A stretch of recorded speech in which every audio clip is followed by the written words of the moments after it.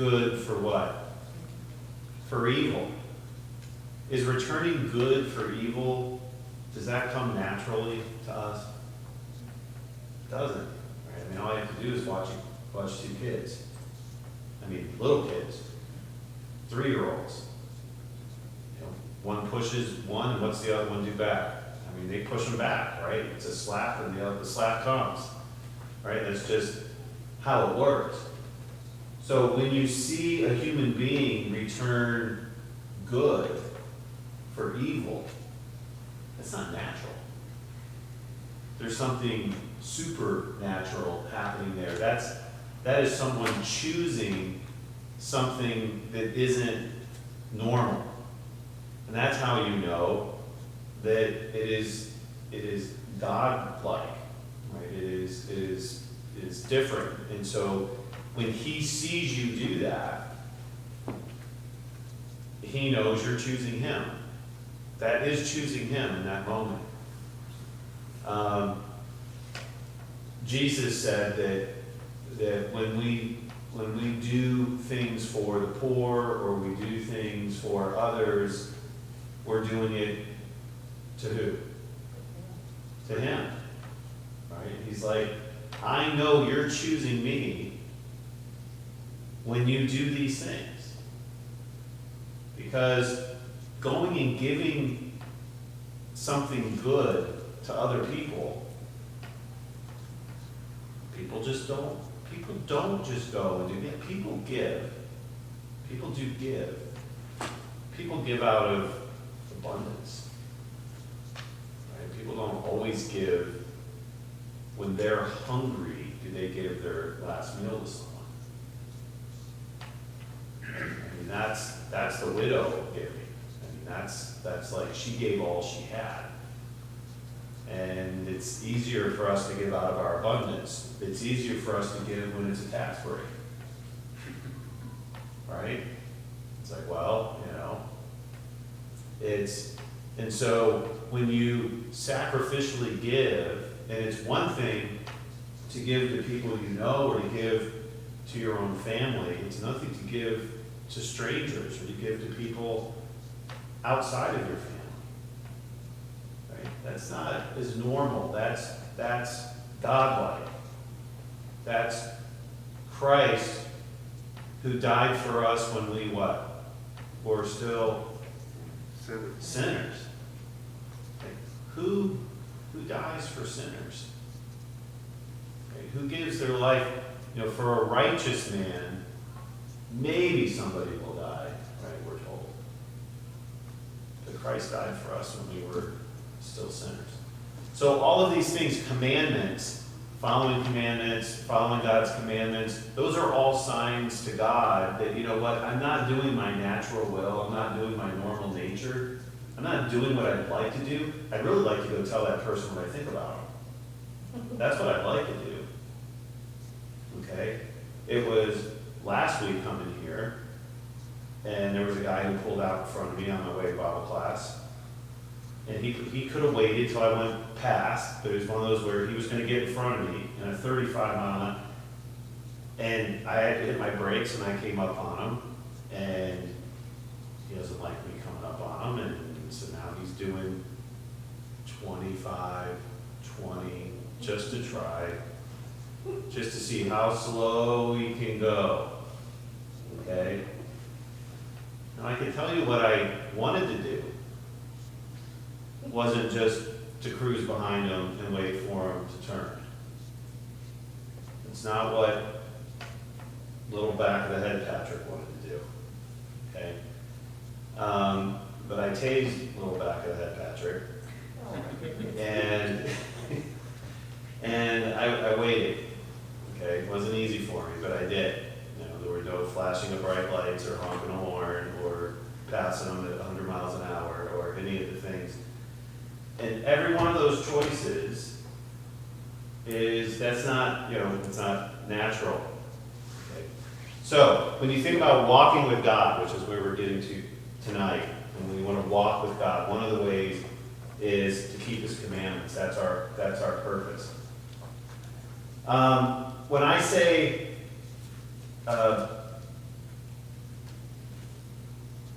when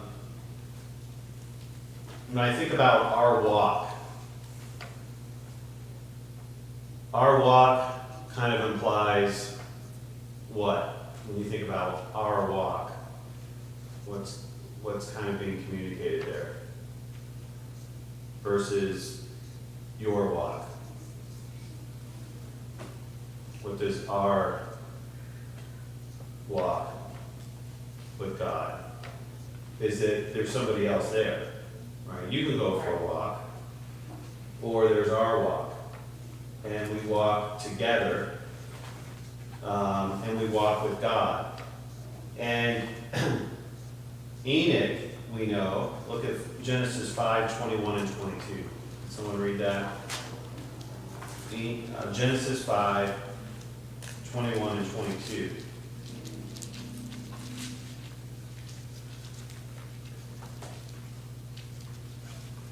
I don't have a mic on, it doesn't matter, so I got the, up there. Genesis 5. I'm sorry. Go ahead. Yes, ma'am. And 21. Enoch lived 65 years and begat Methuselah. And Enoch walked with God after he begat Methuselah 300 years and begat sons and daughters. Okay, thank you. And it says again in verse 24, and Enoch walked with God.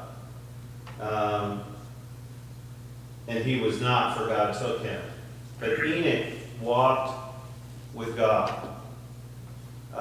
We know, just flip over, if someone read Genesis 6:9.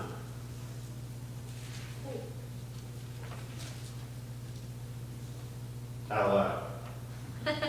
This is the genealogy of Noah. Noah was a just man, perfect in his generation. Noah walked with God. Okay. Noah walked with God. So you've got Enoch walking with God. You've got Noah walking with God. What does it mean to walk with God? What does that mean to you?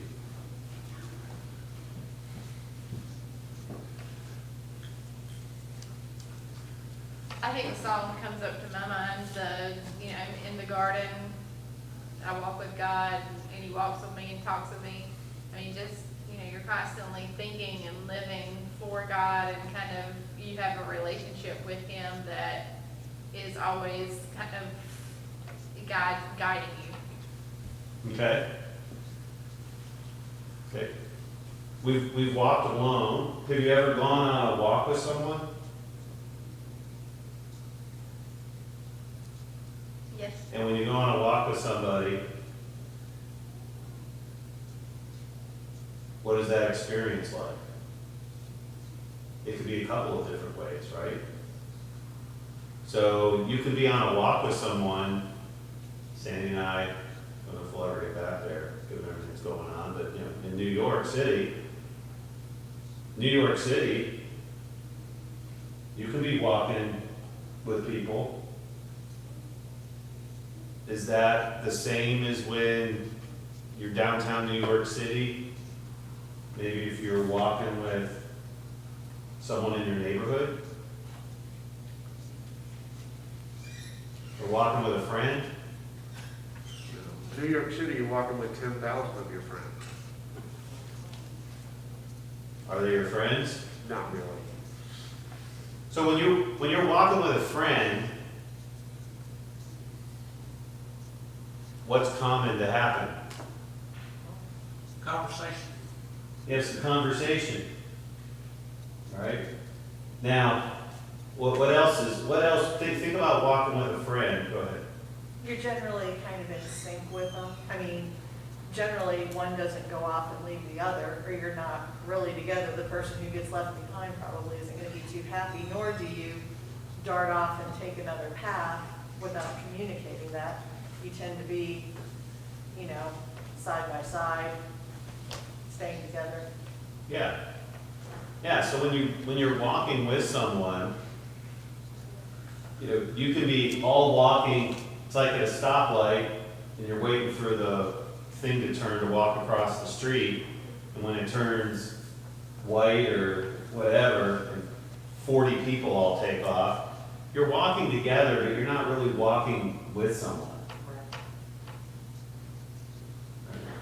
when you're walking with a friend or you're walking with someone you have a relationship with, typically you walk together and you pace yourself with each other.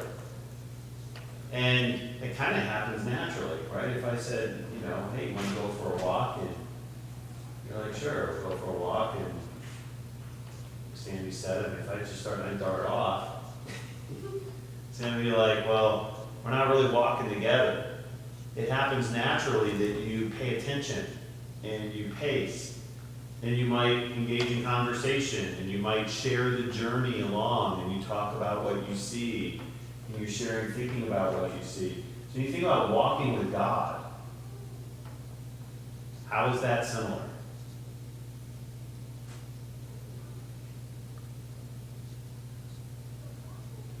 You got a relationship there. Okay, there's a relationship with God. You can have a conversation with him through prayer. You can have a conversation with God, right? And you engage him in the things that you see and the things that you're experiencing. So when you think about going through life, the question is, are you going through alone or do you go through life with him? You look at 1 Kings 8:58. 1 Kings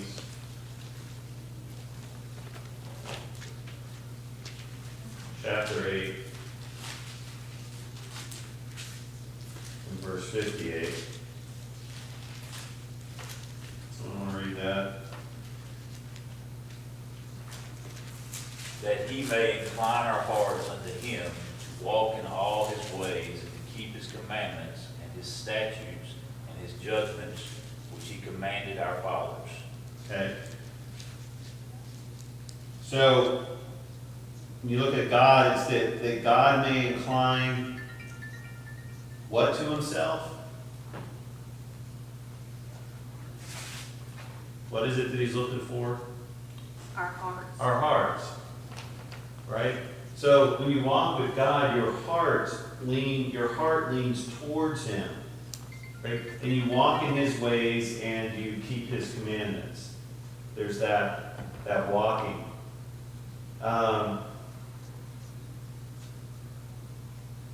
If you flip to Psalms 81,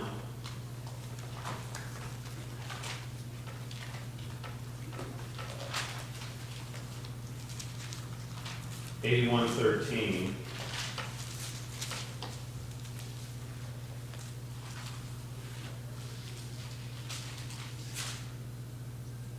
It says, "Oh, that my people would" what? That they would listen to me. And that Israel what? Would walk in my ways. You have to be in sync. You have to listen to God. If you think you're walking with God and you never listen, now how do you listen to God?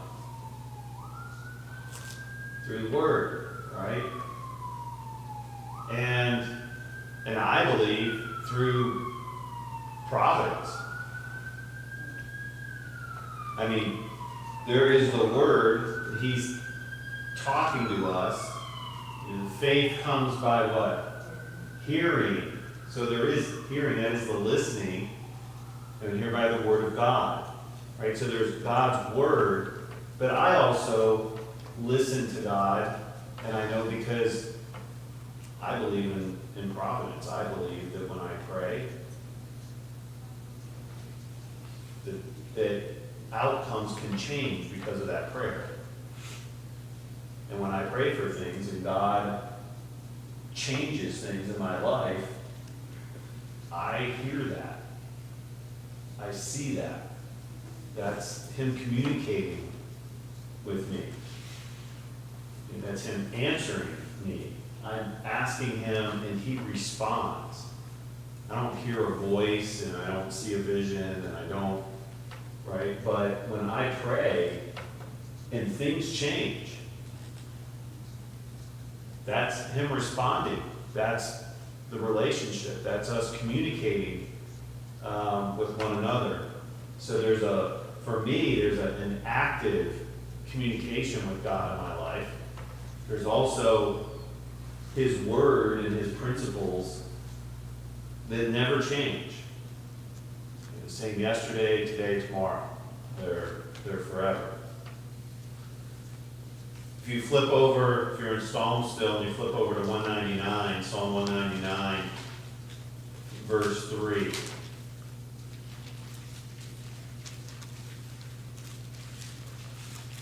What in the world?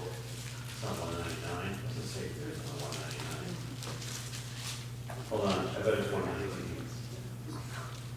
Let me look at 119.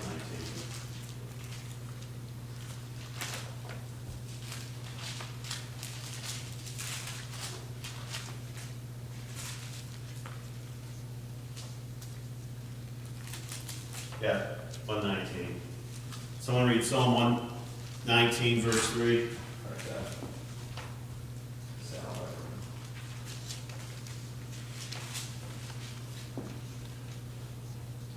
They also do no iniquity, they walk in his ways.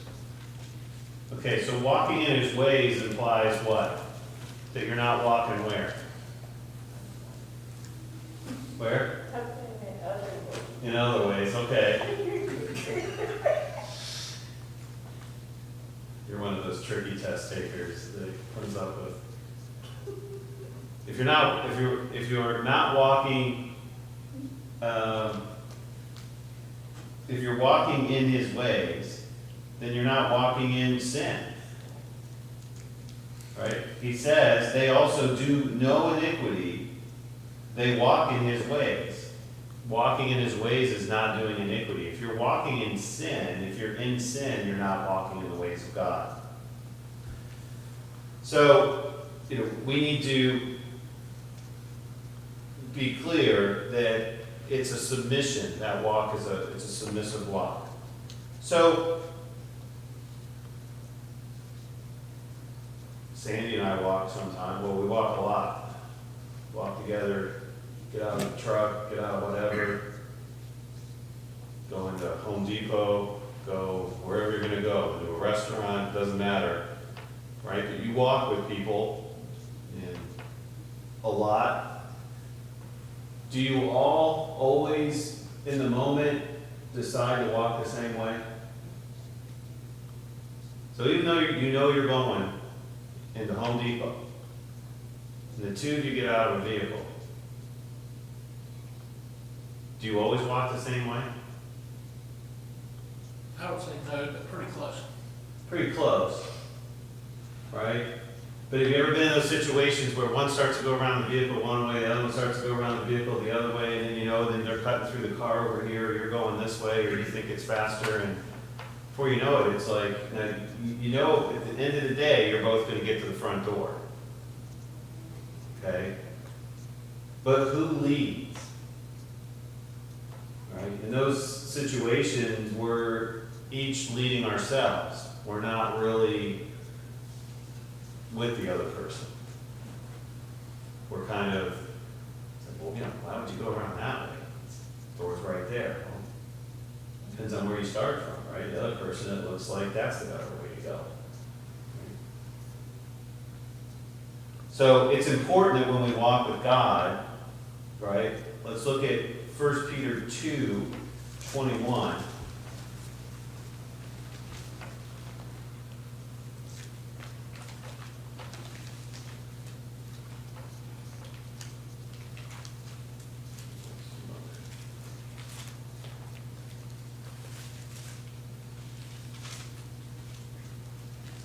First Peter 2, verse 21.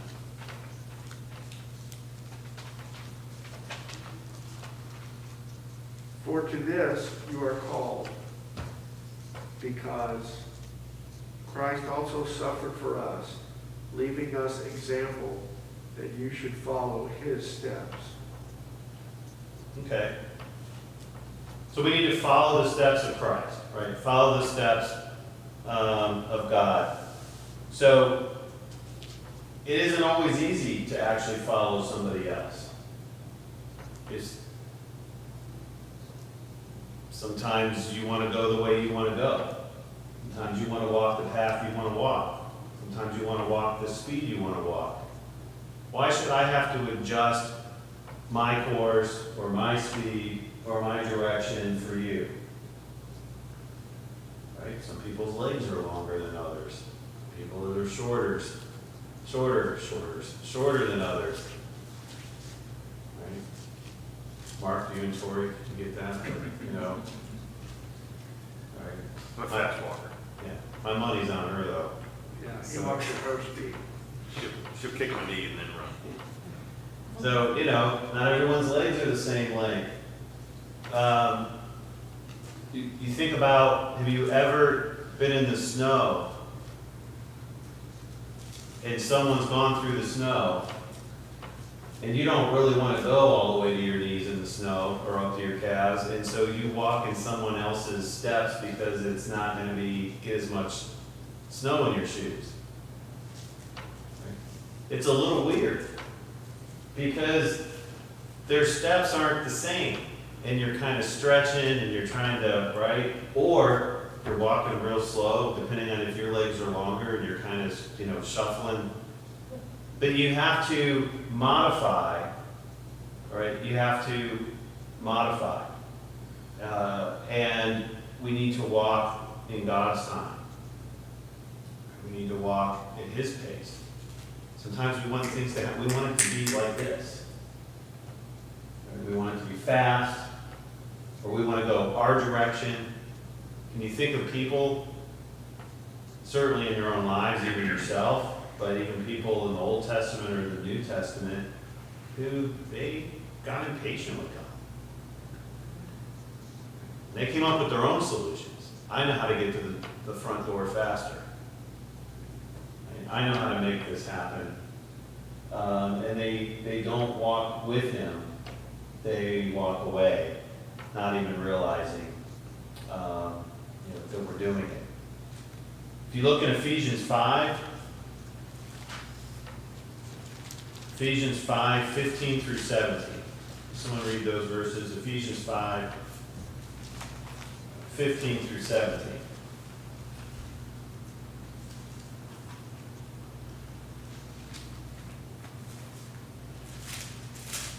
See then that you walk circumspectly, not as fools, but as wise, redeeming the time, because the days are evil.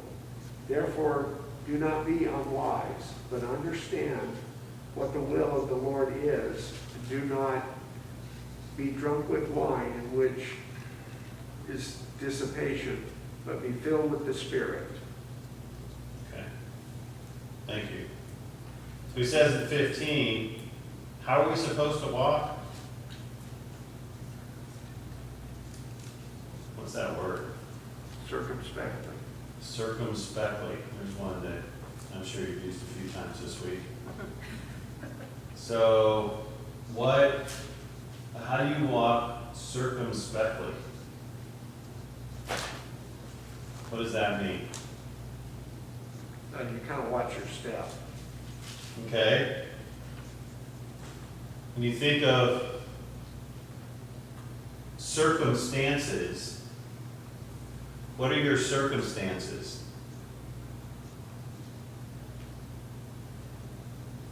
It's those stances or those things that are what? They're around you. Right? It's like a circumference. It's your circumstances or the stances or the events or the things that are around you.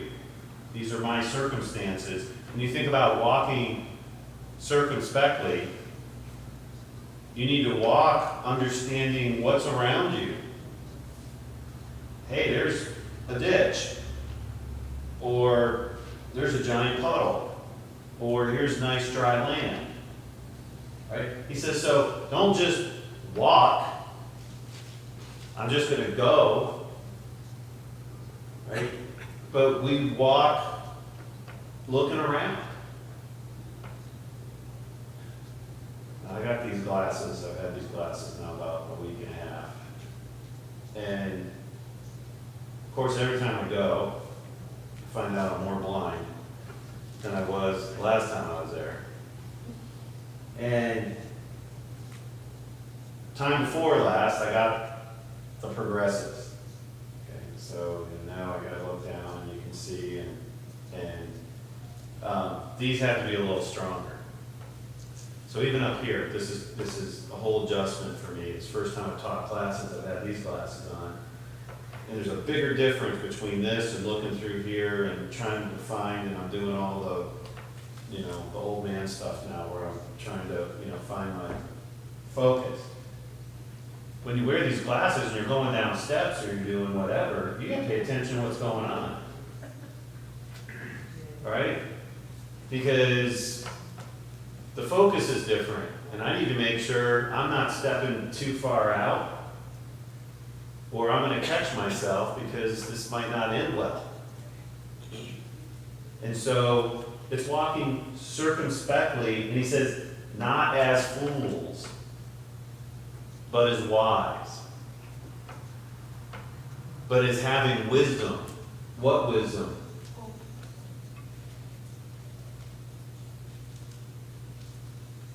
What kind of wisdom?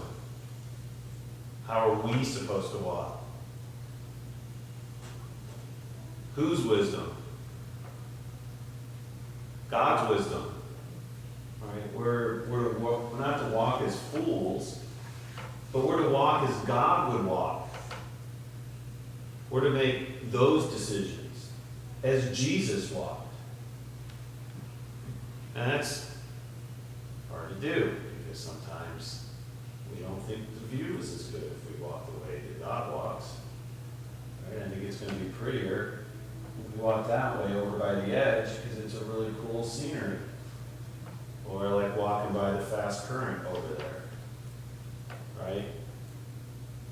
But he leads us, Psalm 23, into green pastures. He leads us beside still waters. If we'll follow him. If we go to the wise places. You can pitch your tent by Sodom and Gomorrah. Or you can go, away from that. And all of those little decisions, he says, redeeming the time because the days are evil. Don't be unwise, but understand what the will of the Lord is. And that's how we walk with God, is understanding his will. 1 John 1, 5 through 6.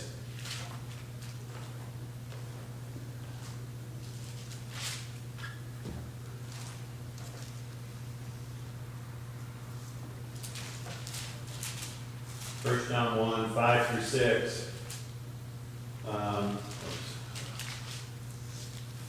It says, "This is the message which we have heard from him and declare to you, that God is what?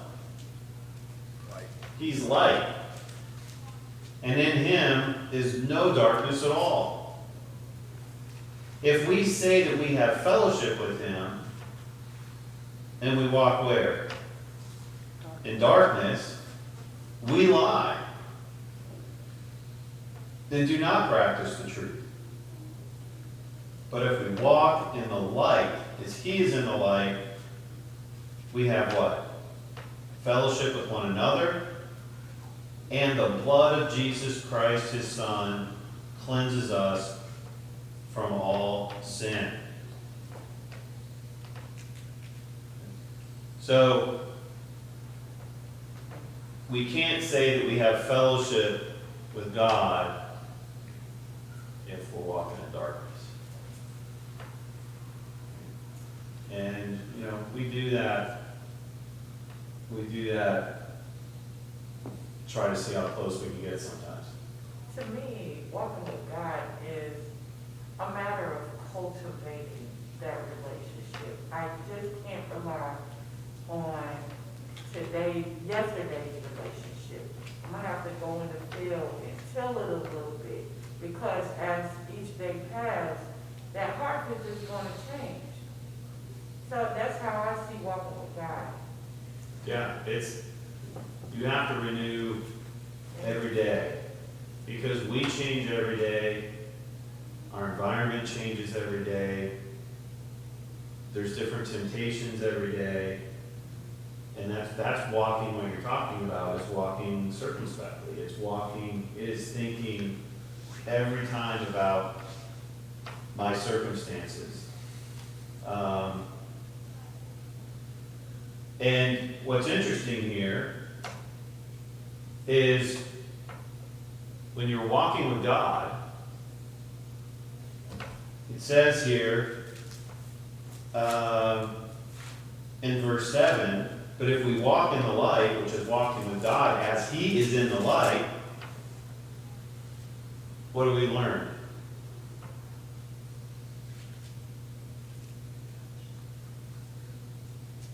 We have what?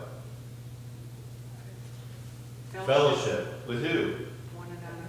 With one another. Well, why would I have, if I'm walking with God, why would I have fellowship with you?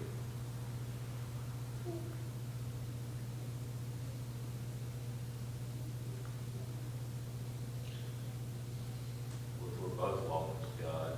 I'm walking with God, you're walking with God. It's like Forrest Gump, right?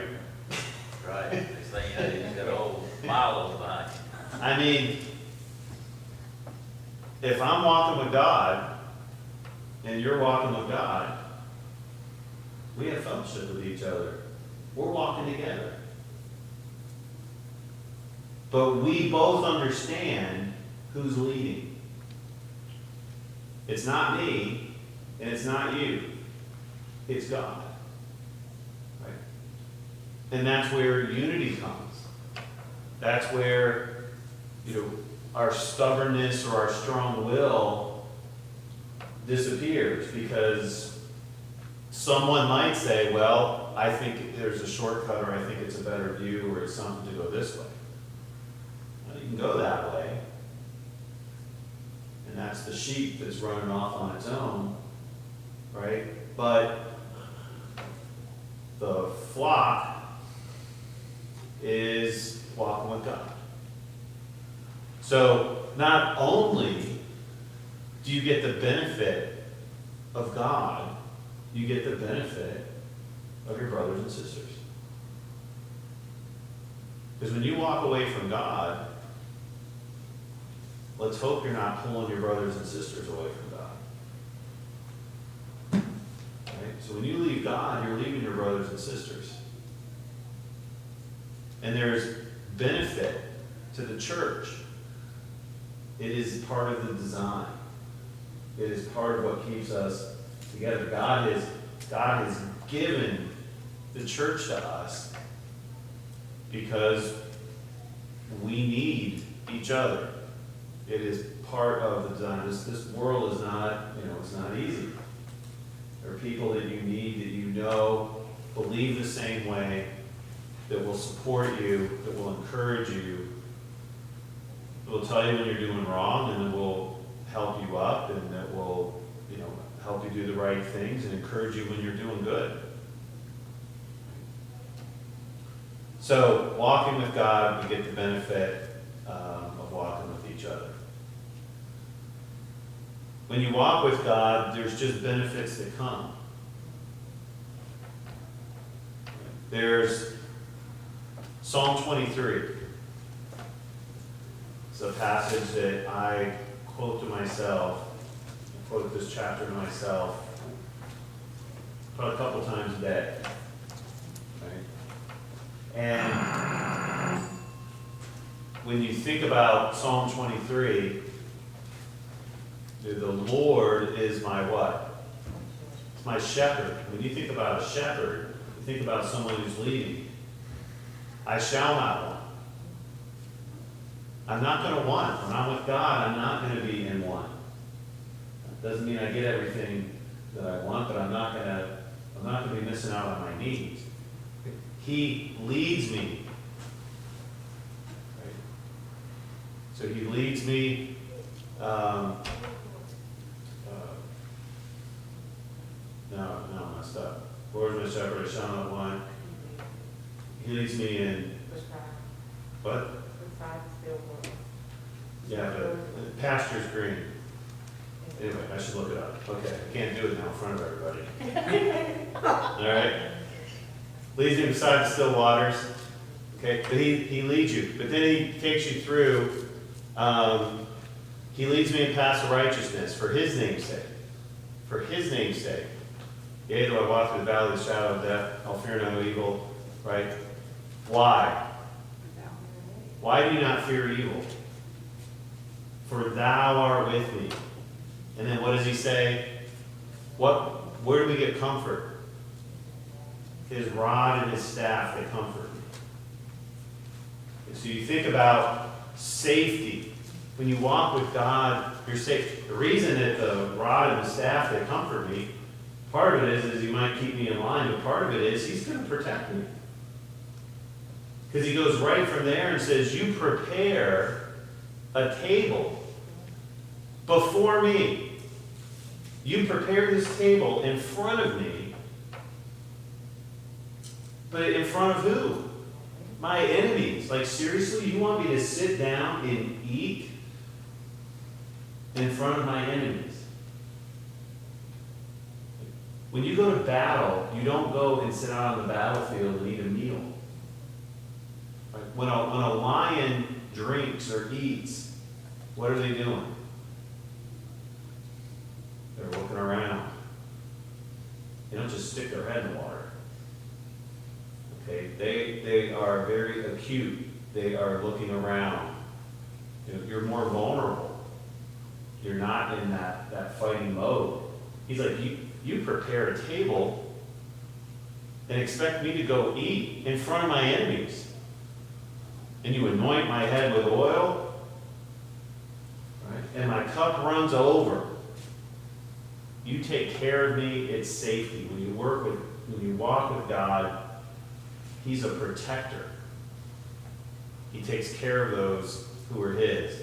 Vengeance is mine, says the Lord. You don't have to fight those battles. You eat your meal and let me bless you, and I'll take care of it. Right? There's safety. There's safety when we walk with God. How close are we? 2 minutes. There's peace when we walk with God. Philippians 4, 6, and 7. Where it says, be anxious for everything. No. Be anxious what? For nothing. Don't be anxious. Because with God you get the peace that what? It passes all understanding.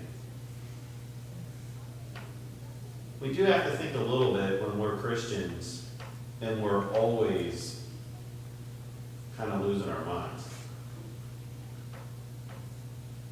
Are we really walking with God? Are we trying to be the ones always in control, or can we give that control to God? Right? We all get frightened. We all get overwhelmed. We all can become anxious. But we shouldn't be living a life of being overwhelmed and a life of anxiety. Right? God gives us the peace that the world doesn't understand. Because I know I don't control it. I believe in the providence of God. I believe in his blessings. So as we walk with God, let's not fool ourselves. If we think that we are and we're doing other things and we're running our own way, let's realize that it's important and that there's blessings in walking with God. And when we're walking with God, we're walking with each other. And there's a lot of power and blessing in that. Okay, we'll wait for our 3 kids to come up. Or however many we have, 9 minutes.